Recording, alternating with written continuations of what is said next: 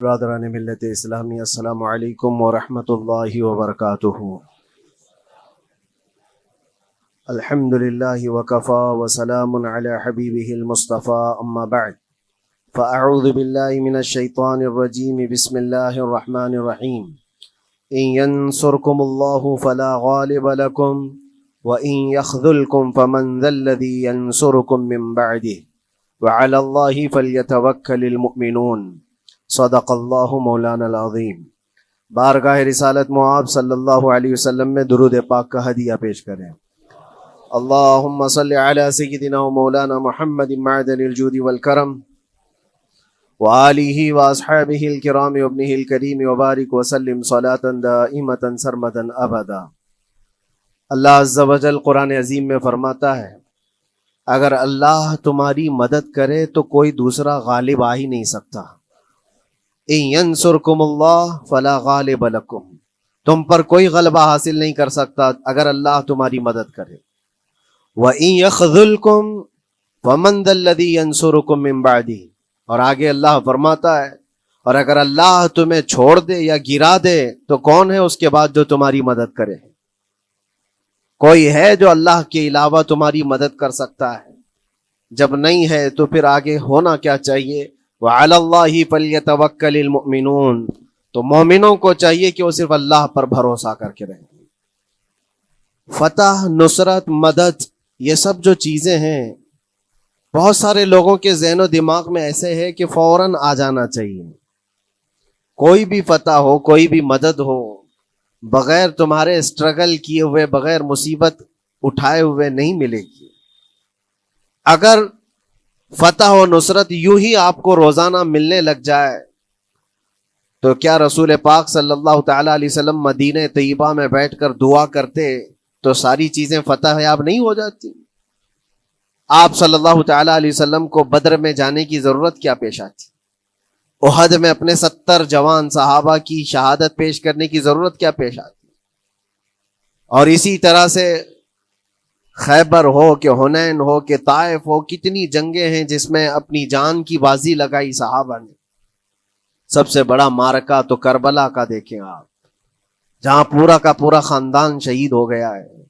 تو فتح و نصرت بغیر قربانی کے اور بغیر تکلیف کے ایسی ہی آ جائے؟ آج کے زمانے میں ہم سوچ کر کے بیٹھے، ایسا نہیں ہوتا۔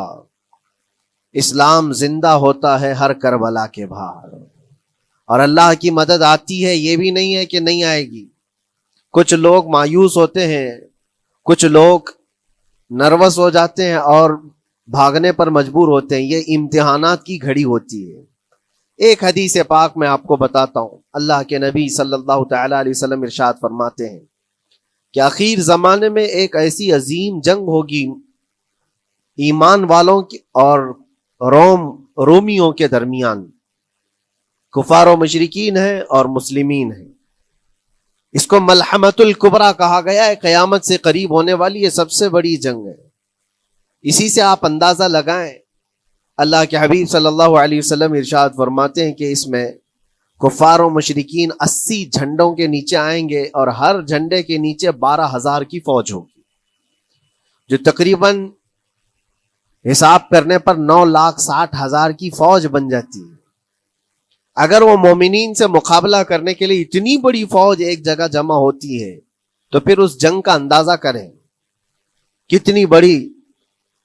اس کو الملحمۃ الکبریٰ کہا گیا ہے اس لیے کہ اس میں گوشت کے چھیتڑے اڑیں گے۔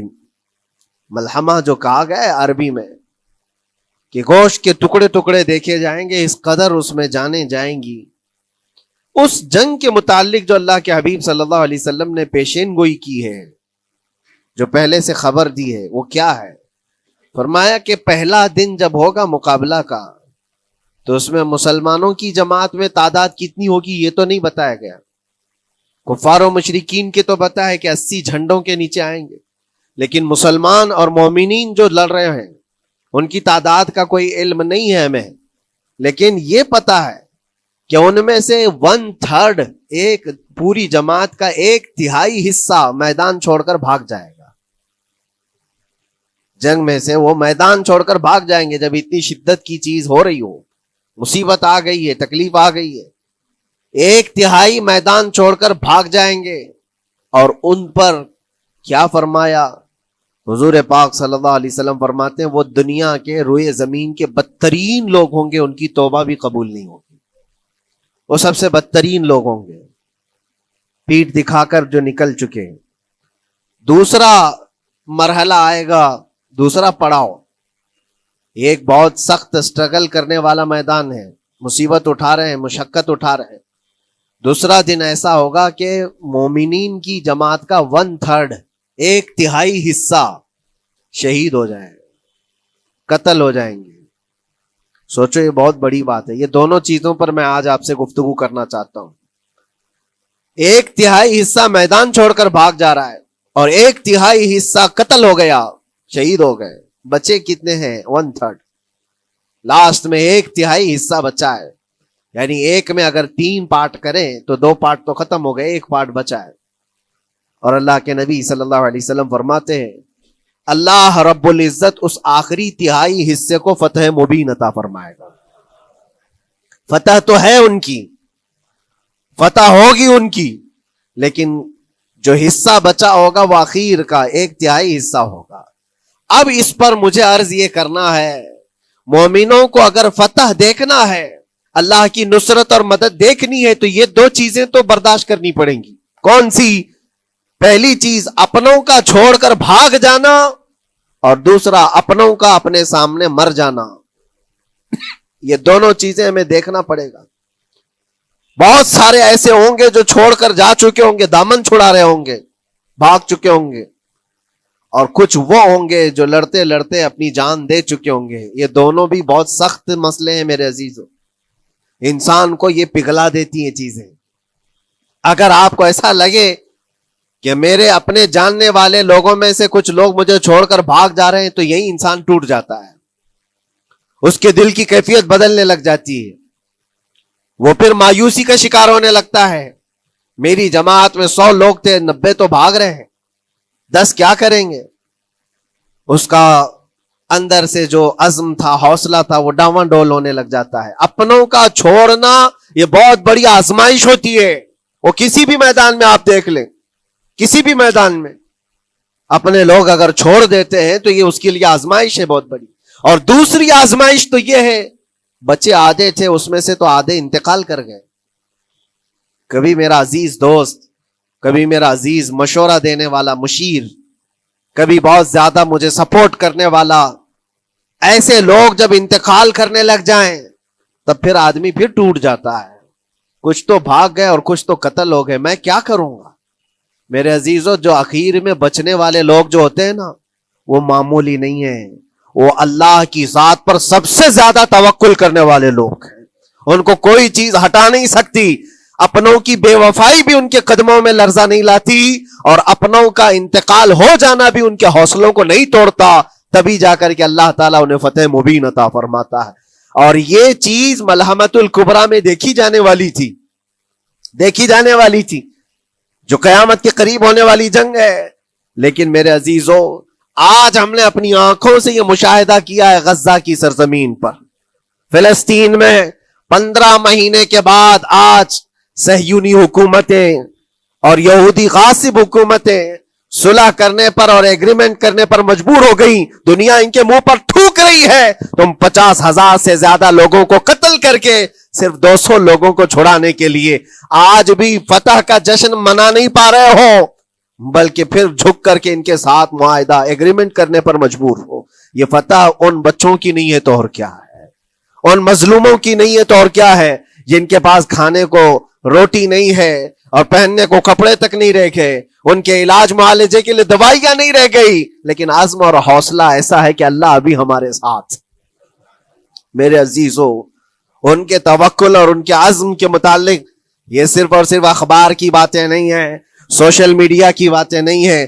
مخبر صادق رسول کریم صلی اللہ علیہ وسلم نے 1400 سال پہلے ہی بشارت دی تھی. اللہ کے نبی صلی اللہ علیہ وسلم فرماتے ہیں کہ دمشق کے ابواب یا پھر بیت المقدس کے آس پاس رہنے والوں میں ایک جماعت ہمیشہ قیامت تک ایسی رہے گی جو حق کے لیے لڑتی رہے گی.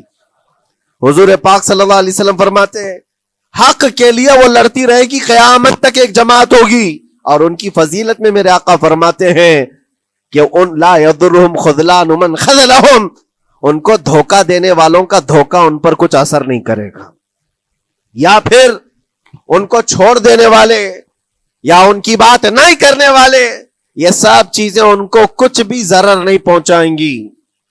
میں اس سے قبل اسی مسجد میں آپ کے پاس اس حدیث کو دہرا چکا ہوں، بیان کر چکا ہوں. اللہ کے نبی صلی اللہ علیہ وسلم فرماتے ہیں ان کو کوئی چیز نقصان نہیں پہنچائے گی، دھوکہ دینے والوں کی دھوکہ دڑی ان کا کچھ نقصان نہیں پہنچائے گی. آپ ہو سکتا ہے سوال کریں، عمارتیں ٹوٹ کر راکھ میں بدل گئی، ہزاروں بچے قبروں میں سو گئے، کتنی عورتیں بیوہ ہو گئیں، کتنوں کے گھر اجاڑے گئے، کتنوں کے ہاتھ پیر توڑے گئے ہیں، بمباری میں وہاں پر کون صحیح سلامت رہا؟ 2 لاکھ کے قریب لوگ متاثر ہوئے، اور مولانا آپ کہتے ہیں حضور نے فرمایا حدیث میں ان کو کچھ نقصان نہیں ہوگا. یہ نقصان نہیں ہے تو اور کیا ہے؟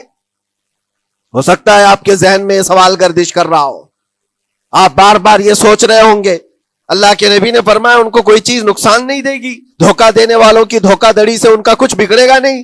اتنا تو بگڑ چکا، پورا راکھ میں بدل گئے، علاج کرانے کے لیے دوائی تک نہیں ہے، تو پھر کیا؟ اللہ کے نبی نے کیا فرمایا کہ ان کو نقصان نہیں پہنچے گا، ان کو ضرر نہیں ہوگا. پھر یہ ساری تکلیفیں اور یہ ضرر کیا ہے؟ میں بتاتا ہوں میرے عزیزوں، جسم کا نقصان، جان کا نقصان، مال کا نقصان، جائیداد کا نقصان، یہ اللہ کے نبی نے نہیں فرمایا. یہ نقصانات مومن کے لیے کوئی معنی نہیں رکھتے. اگر ایمان سلامت ہے تو پوری کائنات سلامت ہے، اور یہ اللہ تبارک و تعالیٰ نے آج تک ان کے ساتھ رکھا ہے. ان کا ایمان محفوظ ہے، ایمان موجود ہے، جس کی وجہ سے یہ سارے نقصانات کچھ معنی نہیں رکھتے. اس لیے کہ یہ تکلیفیں، یہ جو ساری مصیبتیں آئی ہیں، اس پر تو اللہ تعالیٰ نے اجر عظیم کا وعدہ فرمایا ہے، اجر عظیم کا وعدہ فرمایا ہے. ہاں اگر ایمان ہی چلا جاتا تو پھر کون سی جنت ملتی، کون سی خوشبو جنت پاتے؟ کچھ نہیں ہوتا. ایمان سلامت ہے، جس کی وجہ سے انہیں دنیا میں بھی اللہ سرخروئی عطا فرمائے گا. ایک بھی جگہ سے کہیں ان نہتے مسلمانوں کو جو غریب مظلوم ہیں اور ٹوٹے پوٹے ہاتھوں اور ٹکڑے پہنے ہوئے بچے ہیں، ان کو کوئی یہ نہیں کہتا کہ یہ ظالموں کے لوگ ہیں، بلکہ ہر کوئی یہ کہتا ہے ایک ظالم کے خلاف جس کے پاس دنیا کے سارے آئٹم پاور ہیں، لیکن یہ نہتے بچے کھڑے ہیں، دعائیں بھی ان کے ساتھ ہیں اور رحمت الہی بھی ان کے ساتھ ہے. سلام ہے ان غزہ کے مظلومین کو. اور وہاں تو بچے، مرد تو مرد، عورتیں.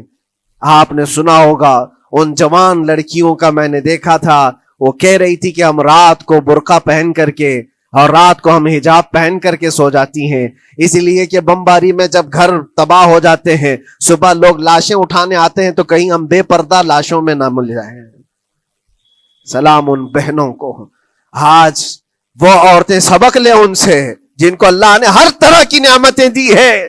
تمہارے گھر میں جائیداد بے پناہ ہے، مال و دولت بے پناہ ہے، کپڑے روز بدلنے کے لیے تمہارے پاس ہیں، سب رکھ کر کے تم عورتوں کو آج ہم بازاروں میں جو بے پردہ دیکھتے ہیں، یہ شادی محلات میں ہر جگہ جو عورتوں کی بے حیائی اور بے پردگی دیکھ کر پھر میں سوچتا ہوں سلام ان بہنوں کو جو موت کی رات بھی حجاب ہٹانا نہیں چاہتی، اس لیے کہ دنیا سے جائیں تو اللہ کی بارگاہ میں حجاب کے ساتھ جائیں. یہ ایمان ہو تو پھر اللہ تبارک و تعالیٰ کی مدد بھی آتی ہے، نصرت الہی آتی ہے. مجھے بتاؤ میرے عزیزوں، 50,000 کا خون کر دینے والا وہ ظالم اور غاصب اسرائیل، وہ اپنے 200 قیدیوں کو چھڑا کیوں نہیں سکا؟ وہ حاصل کیوں نہیں کر سکا 200 لوگوں کو؟ بلکہ ان میں سے 5 لوگوں کو کیوں نہیں حاصل کر سکا؟ 50,000 کو قتل کر ڈالا، اور وہ بھی سیویلینز کو، شہریوں کو جن سے تمہارا مقابلہ ہے، ان کی موت کی تو کوئی خبر ہی نہیں آتی. جو تم سے برسر پیکار ہیں، جو لڑ رہے ہیں، ان کے موت کی خبر نہیں آتی. بچوں کی موت، عورتوں کی موت، ہاسپٹل میں موت، یہ سارا جو ناچ دیکھا گیا ہے 15 مہینے سے ہم دیکھتے آئے. لیکن افسوس اس بات کا ہے میرے عزیزوں، اللہ کا عذاب ان ظالم بادشاہوں پر بھی آئے گا جو ان کی موتوں پر دیکھ کر تماشے کر رہے ہیں. وہ اپنی عیاشیوں میں مصروف ہیں، وہ اپنے عیش قدوں میں شراب نوشی اور کباب خوری پر مصروف ہیں، اور ان بچوں کی تڑپتی ہوئی لاشوں پر وہ اپنی کرسیاں سجائے بیٹھے ہیں. وہ عرب کے ظالم بادشاہ کہاں ہیں؟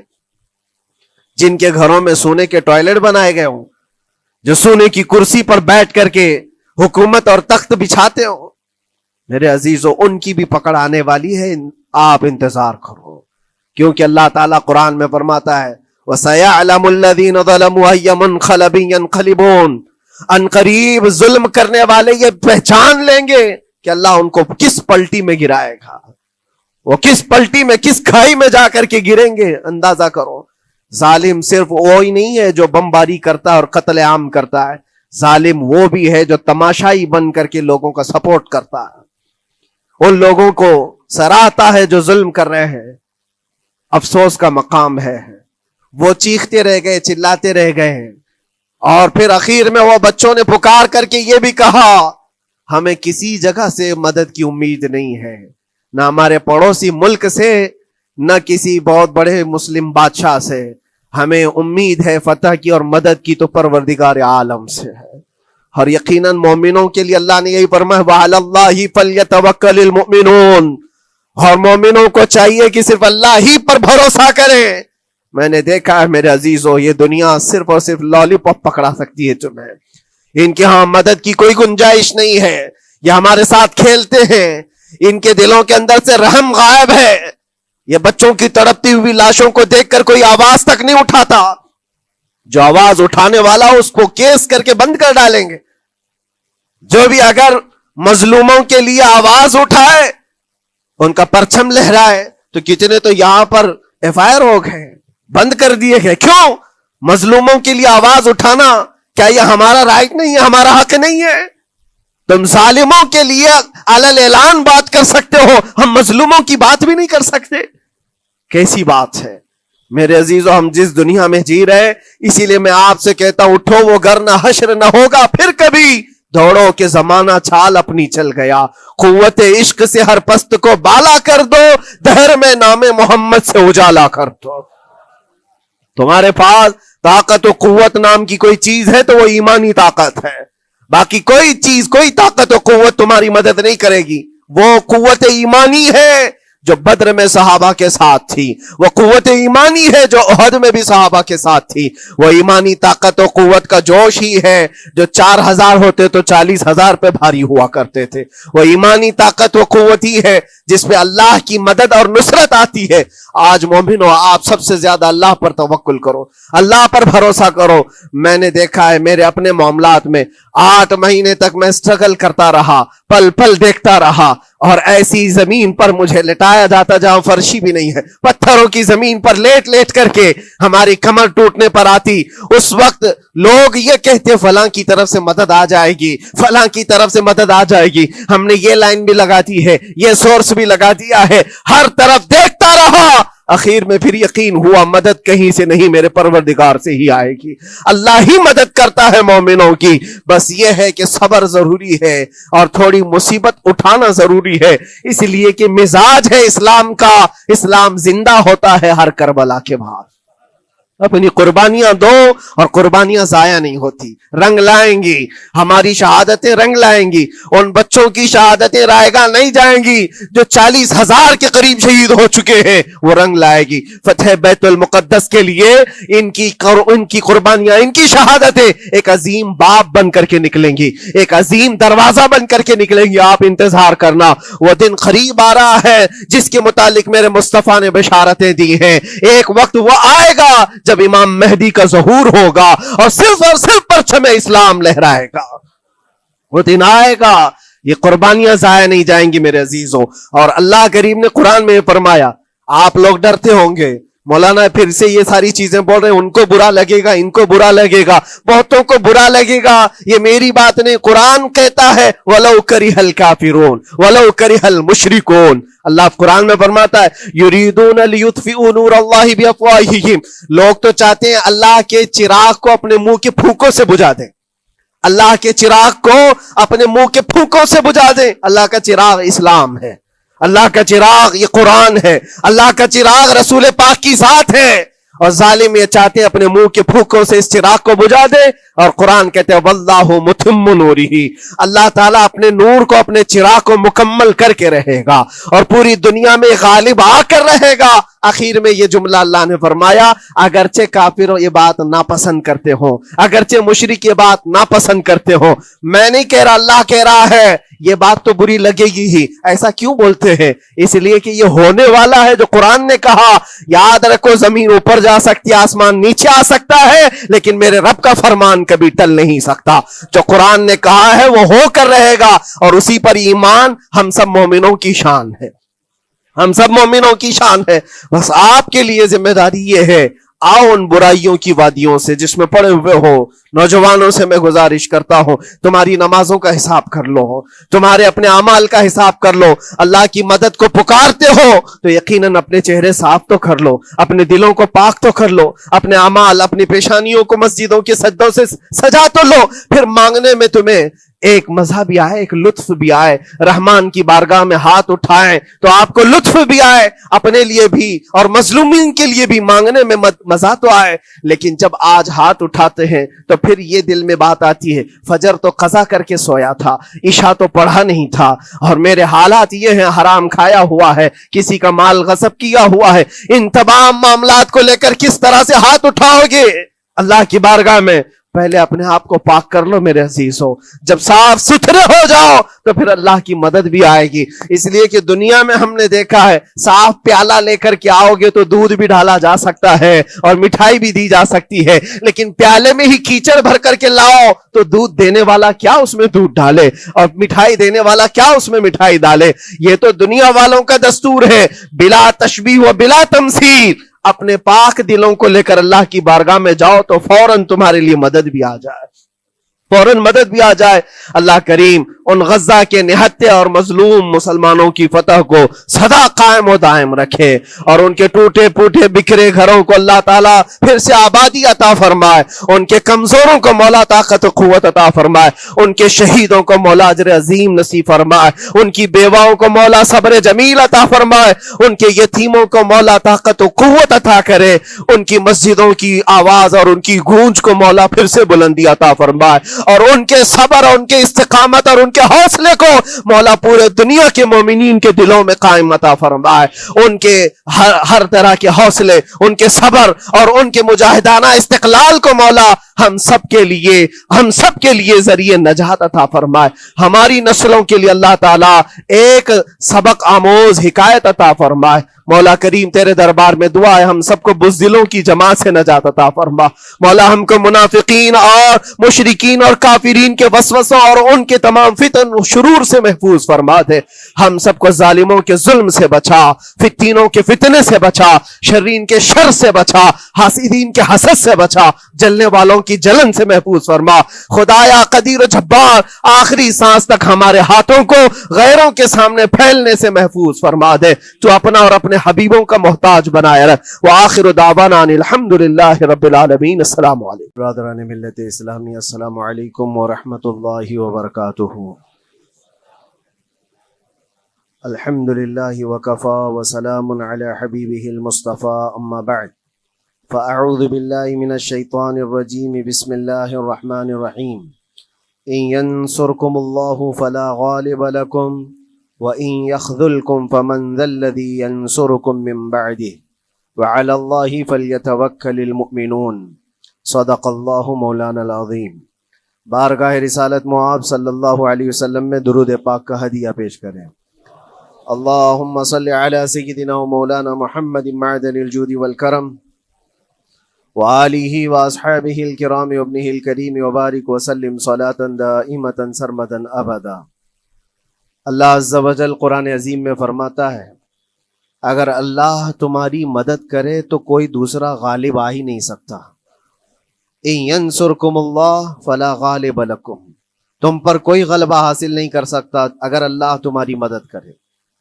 व इन यख़ज़ुलकुम फमन ज़ल्लज़ी यंसुरुकुम मिन बअदिही, और आगे अल्लाह फरमाता है, और अगर अल्लाह तुम्हें छोड़ दे या गिरा दे तो कौन है उसके बाद जो तुम्हारी मदद करे? कोई है जो अल्लाह के अलावा तुम्हारी मदद कर सकता है? जब नहीं है तो फिर आगे होना क्या चाहिए? व अलल्लाहि फल्यतवक्कलिल मुमिनून, तो मोमिनों को चाहिए कि वो सिर्फ अल्लाह पर भरोसा करके रहें। फतह, नुसरत, मदद, ये सब जो चीजें हैं بہت سارے لوگوں کے ذہن و دماغ میں ایسے ہے کہ فوراً آ جانا چاہیے، کوئی بھی فتح ہو، کوئی بھی مدد ہو، بغیر تمہارے اسٹرگل کیے ہوئے، بغیر مصیبت اٹھائے ہوئے نہیں ملے گی۔ اگر فتح و نصرت یوں ہی آپ کو روزانہ ملنے لگ جائے تو کیا رسول پاک صلی اللہ تعالی علیہ وسلم مدینہ طیبہ میں بیٹھ کر دعا کرتے تو ساری چیزیں فتح یاب نہیں ہو جاتی؟ آپ صلی اللہ تعالی علیہ وسلم کو بدر میں جانے کی ضرورت کیا پیش آتی؟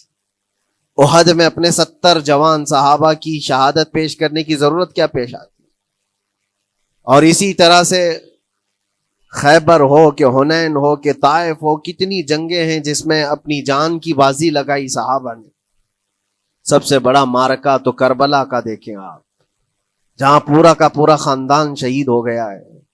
تو فتح و نصرت بغیر قربانی کے اور بغیر تکلیف کے ایسی ہی آ جائے؟ آج کے زمانے میں ہم سوچ کر کے بیٹھے، ایسا نہیں ہوتا۔ اسلام زندہ ہوتا ہے ہر کربلا کے باہر، اور اللہ کی مدد آتی ہے، یہ بھی نہیں ہے کہ نہیں آئے گی۔ کچھ لوگ مایوس ہوتے ہیں، کچھ لوگ نروس ہو جاتے ہیں اور بھاگنے پر مجبور ہوتے ہیں۔ یہ امتحانات کی گھڑی ہوتی ہے۔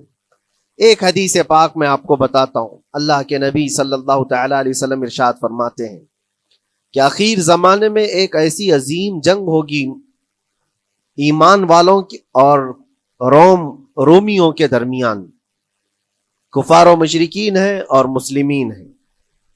اس کو ملحمۃ الکبریٰ کہا گیا ہے، قیامت سے قریب ہونے والی یہ سب سے بڑی جنگ ہے۔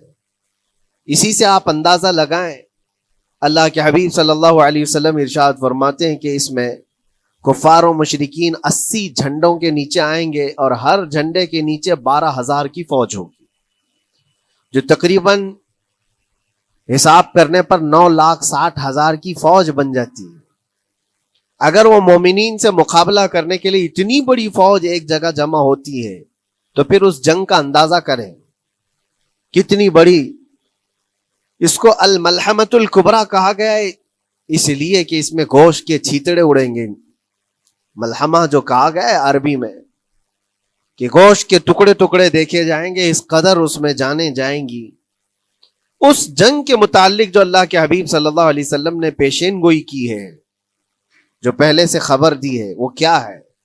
فرمایا کہ پہلا دن جب ہوگا مقابلہ کا تو اس میں مسلمانوں کی جماعت میں تعداد کتنی ہوگی یہ تو نہیں بتایا گیا، کفار و مشرکین کے تو بتا ہے کہ 80 جھنڈوں کے نیچے آئیں گے، لیکن مسلمان اور مومنین جو لڑ رہے ہیں ان کی تعداد کا کوئی علم نہیں ہے ہمیں، لیکن یہ پتا ہے کہ ان میں سے 1/3 ایک پوری جماعت کا 1/3 حصہ میدان چھوڑ کر بھاگ جائے گا۔ جنگ میں سے وہ میدان چھوڑ کر بھاگ جائیں گے جب اتنی شدت کی چیز ہو رہی ہو، مصیبت آ گئی ہے، تکلیف آ گئی ہے، 1/3 میدان چھوڑ کر بھاگ جائیں گے۔ اور ان پر کیا فرمایا حضور پاک صلی اللہ علیہ وسلم؟ فرماتے ہیں وہ دنیا کے روئے زمین کے بدترین لوگ ہوں گے، ان کی توبہ بھی قبول نہیں ہوگی، وہ سب سے بدترین لوگ ہوں گے، پیٹھ دکھا کر جو نکل چکے۔ دوسرا مرحلہ آئے گا، دوسرا پڑاؤ، یہ ایک بہت سخت سٹرگل کرنے والا میدان ہے، مصیبت اٹھا رہے ہیں، مشقت اٹھا رہے ہیں۔ دوسرا دن ایسا ہوگا کہ مومنین کی جماعت کا 1/3 1/3 حصہ شہید ہو جائے، قتل ہو جائیں گے۔ سوچو یہ بہت بڑی بات ہے۔ یہ دونوں چیزوں پر میں آج آپ سے گفتگو کرنا چاہتا ہوں۔ 1/3 حصہ میدان چھوڑ کر بھاگ جا رہا ہے اور 1/3 حصہ قتل ہو گیا، شہید ہو گئے۔ بچے کتنے ہیں؟ 1/3۔ لاسٹ میں 1/3 حصہ بچا ہے، یعنی ایک میں اگر 3 پارٹ کریں تو 2 پارٹ تو ختم ہو گئے، 1 پارٹ بچا ہے۔ اور اللہ کے نبی صلی اللہ علیہ وسلم فرماتے ہیں اللہ رب العزت اس آخری 1/3 حصے کو فتح مبین عطا فرمائے گا۔ فتح تو ہے ان کی، فتح ہوگی ان کی، لیکن جو حصہ بچا ہوگا وہ آخر کا 1/3 حصہ ہوگا۔ اب اس پر مجھے عرض یہ کرنا ہے، مومنوں کو اگر فتح دیکھنا ہے، اللہ کی نصرت اور مدد دیکھنی ہے، تو یہ 2 چیزیں تو برداشت کرنی پڑیں گی۔ کون سی؟ پہلی چیز اپنوں کا چھوڑ کر بھاگ جانا، اور دوسرا اپنوں کا اپنے سامنے مر جانا۔ یہ دونوں چیزیں ہمیں دیکھنا پڑے گا. بہت سارے ایسے ہوں گے جو چھوڑ کر جا چکے ہوں گے, دامن چھڑا رہے ہوں گے, بھاگ چکے ہوں گے, اور کچھ وہ ہوں گے جو لڑتے لڑتے اپنی جان دے چکے ہوں گے. یہ دونوں بھی بہت سخت مسئلے ہیں میرے عزیزو. انسان کو یہ پگھلا دیتی ہیں چیزیں. اگر آپ کو ایسا لگے کہ میرے اپنے جاننے والے لوگوں میں سے کچھ لوگ مجھے چھوڑ کر بھاگ جا رہے ہیں, تو یہی انسان ٹوٹ جاتا ہے, اس کے دل کی کیفیت بدلنے لگ جاتی ہے, وہ پھر مایوسی کا شکار ہونے لگتا ہے. میری جماعت میں 100 لوگ تھے, 90 تو بھاگ رہے ہیں, 10 کیا کریں گے؟ اس کا اندر سے جو عزم تھا, حوصلہ تھا, وہ ڈاواں ڈول ہونے لگ جاتا ہے. اپنوں کا چھوڑنا یہ بہت بڑی آزمائش ہوتی ہے. وہ کسی بھی میدان میں آپ دیکھ لیں, کسی بھی میدان میں اپنے لوگ اگر چھوڑ دیتے ہیں تو یہ اس کے لیے آزمائش ہے بہت بڑی. اور دوسری آزمائش تو یہ ہے, بچے آدھے تھے, اس میں سے تو آدھے انتقال کر گئے. کبھی میرا عزیز دوست, کبھی میرا عزیز مشورہ دینے والا مشیر, کبھی بہت زیادہ مجھے سپورٹ کرنے والا, ایسے لوگ جب انتقال کرنے لگ جائیں تب پھر آدمی پھر ٹوٹ جاتا ہے. کچھ تو بھاگ گئے اور کچھ تو قتل ہو گئے. میں کیا کروں گا میرے عزیزو؟ جو اخیر میں بچنے والے لوگ جو ہوتے ہیں نا, وہ معمولی نہیں ہیں. وہ اللہ کی ذات پر سب سے زیادہ توکل کرنے والے لوگ ہیں.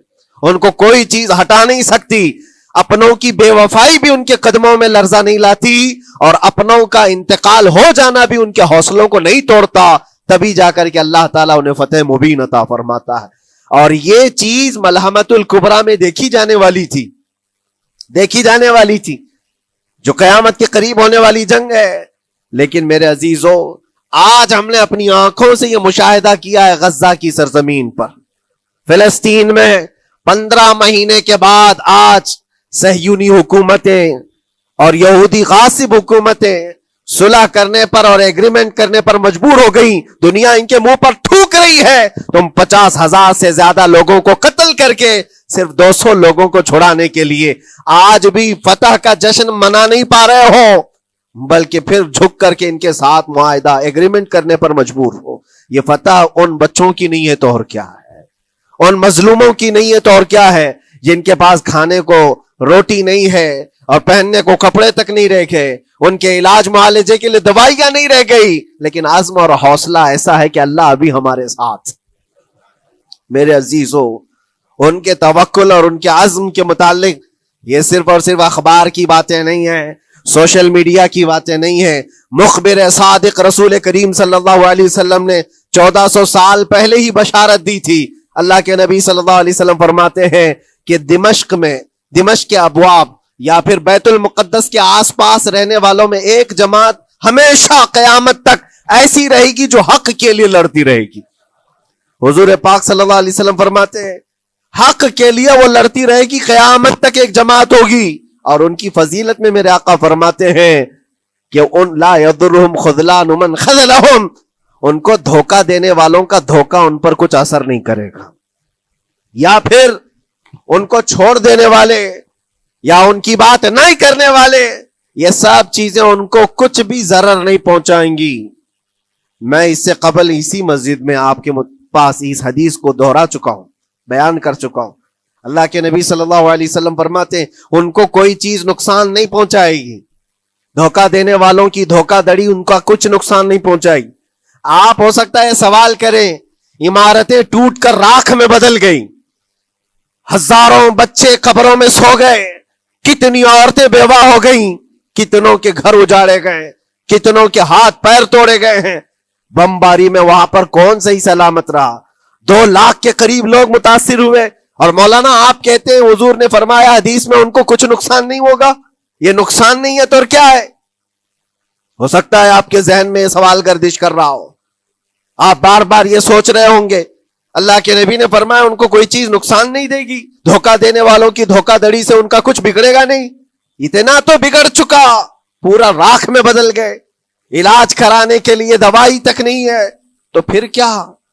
اللہ کے نبی نے کیا فرمایا کہ ان کو نقصان نہیں پہنچے گا, ان کو ضرر نہیں ہوگا. پھر یہ ساری تکلیفیں اور یہ ضرر کیا ہے؟ میں بتاتا ہوں میرے عزیزو, جسم کا نقصان, جان کا نقصان، مال کا نقصان، جائیداد کا نقصان، یہ اللہ کے نبی نے نہیں فرمایا. یہ نقصانات مومن کے لیے کوئی معنی نہیں رکھتے. اگر ایمان سلامت ہے تو پوری کائنات سلامت ہے.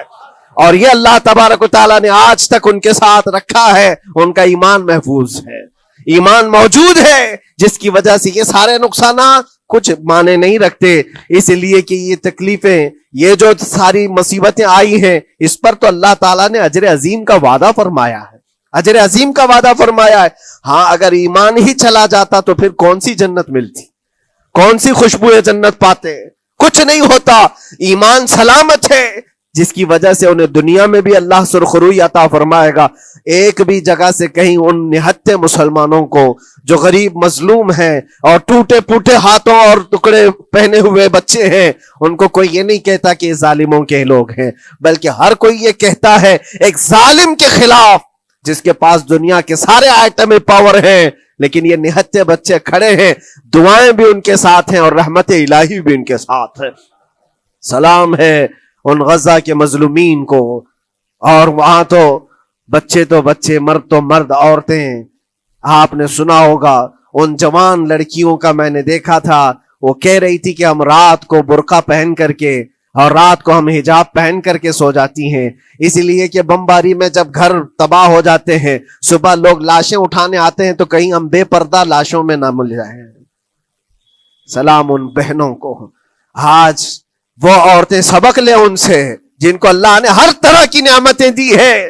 تمہارے گھر میں جائیداد بے پناہ ہے، مال و دولت بے پناہ ہے، کپڑے روز بدلنے کے لیے تمہارے پاس ہیں، سب رکھ کر کے تم عورتوں کو آج ہم بازاروں میں جو بے پردہ دیکھتے ہیں، یہ شادی محلات میں ہر جگہ جو عورتوں کی بے حیائی اور بے پردگی دیکھ کر پھر میں سوچتا ہوں سلام ان بہنوں کو جو موت کی رات بھی حجاب ہٹانا نہیں چاہتی، اس لیے کہ دنیا سے جائیں تو اللہ کی بارگاہ میں حجاب کے ساتھ جائیں. یہ ایمان ہو تو پھر اللہ تبارک و تعالیٰ کی مدد بھی آتی ہے، نصرت الہی آتی ہے. مجھے بتاؤ میرے عزیزوں، 50,000 کا خون کر دینے والا وہ ظالم اور غاصب اسرائیل، وہ اپنے 200 قیدیوں کو چھڑا کیوں نہیں سکا؟ وہ حاصل کیوں نہیں کر سکا 200 لوگوں کو؟ بلکہ ان میں سے 5 لوگوں کو کیوں نہیں حاصل کر سکا؟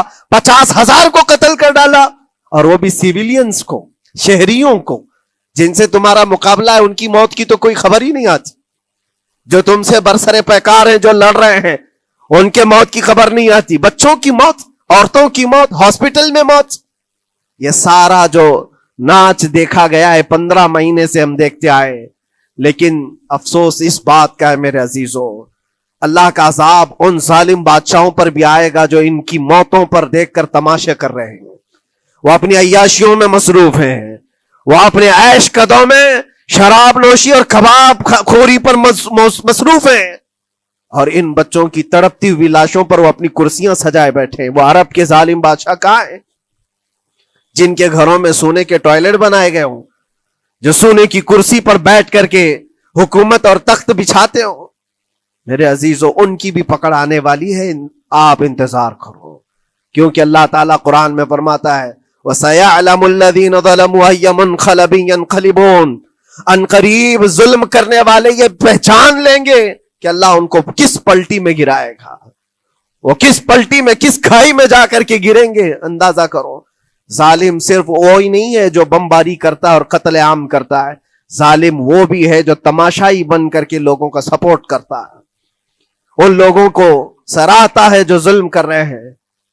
افسوس کا مقام ہے، وہ چیختے رہ گئے، چلاتے رہ گئے ہیں، اور پھر اخیر میں وہ بچوں نے پکار کر کے یہ بھی کہا ہمیں کسی جگہ سے مدد کی امید نہیں ہے، نہ ہمارے پڑوسی ملک سے، نہ کسی بہت بڑے مسلم بادشاہ سے. ہمیں امید ہے فتح کی اور مدد کی تو پروردگار عالم سے ہے. اور یقیناً مومنوں کے لیے اللہ نے یہی فرمایا وَعَلَى اللَّهِ فَلْيَتَوَكَّلِ الْمُؤْمِنُونَ. اور مومنوں کو چاہیے کہ صرف اللہ ہی پر بھروسہ کریں. میں نے دیکھا ہے میرے عزیزوں، یہ دنیا صرف اور صرف لالی پاپ پکڑا سکتی ہے تمہیں. ان کے ہاں مدد کی کوئی گنجائش نہیں ہے. یہ ہمارے ساتھ کھیلتے ہیں، ان کے دلوں کے اندر سے رحم غائب ہے.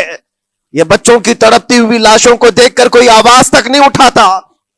جو آواز اٹھانے والا اس کو کیس کر کے بند کر ڈالیں گے. جو بھی اگر مظلوموں کے لیے آواز اٹھائے, ان کا پرچم لہرائے, تو کتنے تو یہاں پر FIR ہو گئے, بند کر دیے گئے. کیوں؟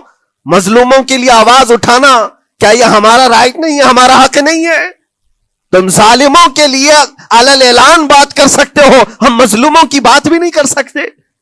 کیسی بات ہے میرے عزیزو, ہم جس دنیا میں جی رہے, اسی لیے میں آپ سے کہتا ہوں, اٹھو وہ گھر نہ حشر نہ ہوگا پھر کبھی, دوڑو کہ زمانہ چھال اپنی چل گیا, قوت عشق سے ہر پست کو بالا کر دو, دہر میں نام محمد سے اجالا کر دو. تمہارے پاس طاقت و قوت نام کی کوئی چیز ہے تو وہ ایمانی طاقت ہے, باقی کوئی چیز, کوئی طاقت و قوت تمہاری مدد نہیں کرے گی. وہ قوت ایمانی ہے جو بدر میں صحابہ کے ساتھ تھی, وہ قوت ایمانی ہے جو احد میں بھی صحابہ کے ساتھ تھی, وہ ایمانی طاقت و قوت کا جوش ہی ہے جو 4000 ہوتے تو 40,000 پہ بھاری ہوا کرتے تھے. وہ ایمانی طاقت و قوت ہی ہے جس پہ اللہ کی مدد اور نصرت آتی ہے.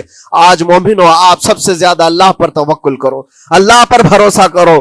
میں نے دیکھا ہے میرے اپنے معاملات میں, 8 مہینے تک میں اسٹرگل کرتا رہا, پل پل دیکھتا رہا, اور ایسی زمین پر مجھے لٹایا جاتا جہاں فرشی بھی نہیں ہے, پتھروں کی زمین پر لیٹ لیٹ کر کے ہماری کمر ٹوٹنے پر آتی. اس وقت لوگ یہ کہتے فلاں کی طرف سے مدد آ جائے گی, فلاں کی طرف سے مدد آ جائے گی, ہم نے یہ لائن بھی لگا دی ہے, یہ سورس بھی لگا دیا ہے, ہر طرف دیکھتا رہا. اخیر میں پھر یقین ہوا مدد کہیں سے نہیں, میرے پروردگار سے ہی آئے گی. اللہ ہی مدد کرتا ہے مومنوں کی. بس یہ ہے کہ صبر ضروری ہے اور تھوڑی مصیبت اٹھانا ضروری ہے, اس لیے کہ مزاج ہے اسلام کا, اسلام زندہ ہوتا ہے ہر کربلا کے بعد.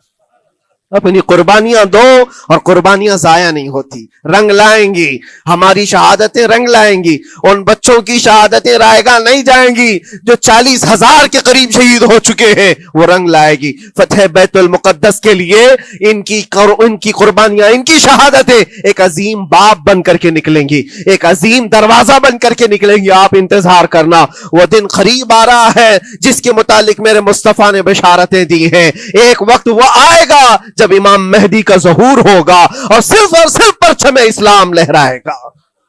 وہ دن آئے گا, یہ قربانیاں ضائع نہیں جائیں گی میرے عزیزوں. اور اللہ کریم نے قرآن میں فرمایا, آپ لوگ ڈرتے ہوں گے مولانا پھر سے یہ ساری چیزیں بول رہے ہیں, ان کو برا لگے گا, ان کو برا لگے گا, بہتوں کو برا لگے گا. یہ میری بات نہیں, قرآن کہتا ہے وَلَوْ كَرِهَ الْكَافِرُونَ وَلَوْ كَرِهَ الْمُشْرِكُونَ. اللہ قرآن میں فرماتا ہے یریدون لیطفئوا نور اللہ بافواہہم, لوگ تو چاہتے ہیں اللہ کے چراغ کو اپنے منہ کے پھونکوں سے بجھا دیں, اللہ کے چراغ کو اپنے منہ کے پھونکوں سے بجھا دیں. اللہ کا چراغ اسلام ہے, اللہ کا چراغ یہ قرآن ہے, اللہ کا چراغ رسول پاک کی ذات ہے.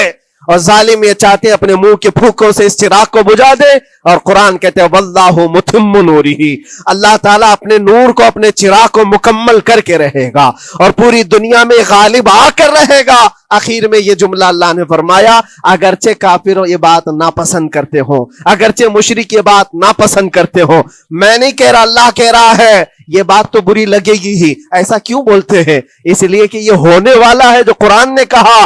یاد رکھو, زمین اوپر جا سکتی ہے, آسمان نیچے آ سکتا ہے, لیکن میرے رب کا فرمان کبھی ٹل نہیں سکتا. جو قرآن نے کہا ہے وہ ہو کر رہے گا, اور اسی پر ایمان ہم سب مومنوں کی شان ہے, ہم سب مومنوں کی شان ہے. بس آپ کے لیے ذمہ داری یہ ہے, آؤ ان برائیوں کی وادیوں سے جس میں پڑے ہوئے ہو, نوجوانوں سے میں گزارش کرتا ہوں تمہاری نمازوں کا حساب کر لو, تمہارے اپنے اعمال کا حساب کر لو. اللہ کی مدد کو پکارتے ہو تو یقیناً اپنے چہرے صاف تو کر لو, اپنے دلوں کو پاک تو کر لو, اپنے اعمال, اپنی پیشانیوں کو مسجدوں کے سجدوں سے سجا تو لو. پھر مانگنے میں تمہیں ایک مزہ بھی آئے, ایک لطف بھی آئے. رحمان کی بارگاہ میں ہاتھ اٹھائیں تو آپ کو لطف بھی آئے, اپنے لیے بھی اور مظلومین کے لیے بھی مانگنے میں مزہ تو آئے. لیکن جب آج ہاتھ اٹھاتے ہیں تو پھر یہ دل میں بات آتی ہے, فجر تو قضا کر کے سویا تھا, عشاء تو پڑھا نہیں تھا, اور میرے حالات یہ ہیں, حرام کھایا ہوا ہے, کسی کا مال غصب کیا ہوا ہے. ان تمام معاملات کو لے کر کس طرح سے ہاتھ اٹھاؤ گے اللہ کی بارگاہ میں؟